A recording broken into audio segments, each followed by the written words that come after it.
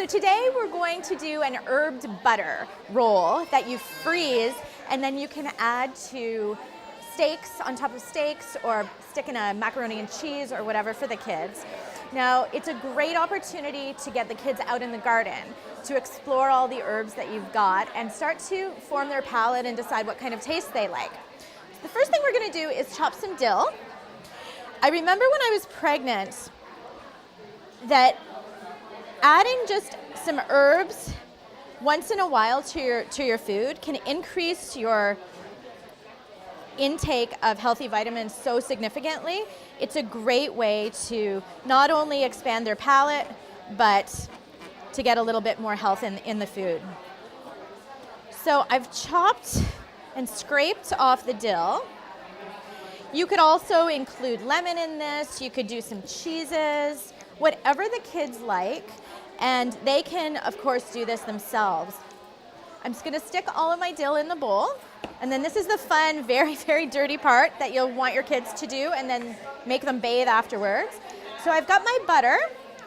I'm just going to stick all the butter in the bowl and start mashing. You can use a potato masher or a spoon. The fork seems to be working quite well. And the kids, of course, can do this too. When the kids are about 3 or 4, I find that it's a great idea to introduce them to the cheese grater. Even if they're not grating cheese because their hands might be too dirty, they can grate soap. It's a great lesson in the Montessori method of schooling, actually, to get your kids helping in the kitchen to also become better with dexterity and hand-eye coordination. So I've got my butter quite mashed up now. I'm gonna throw in a little bit of pepper. Again, not too much depending on your kid's palate.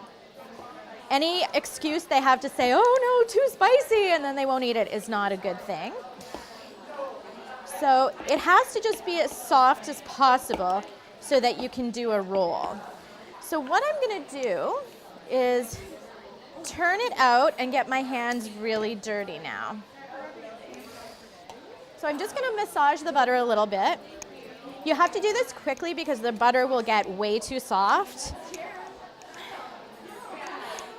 You can make it into a square log, you can make it into a circle, whatever it is that, even a heart for Valentine's Day would be fun.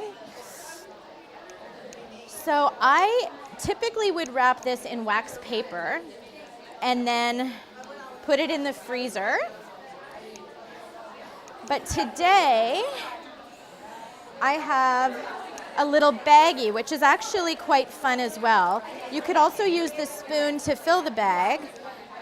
And I'm just gonna slide all of this in here. Now, when this comes out of the freezer, it'll be in the exact shape that you've put it in the bag. This really doesn't look very kid-friendly, does it?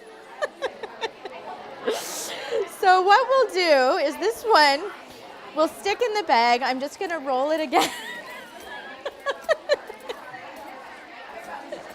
I'm gonna roll this again, pretend that we froze it, and then all you have to do when you pull it out of the freezer is just slice it in sections, and then you have dollops that you can throw in your pasta, on top of your steak, on a chicken breast. You can add garlic, you can add lots of amazing spices, and this is my cheese log for kids.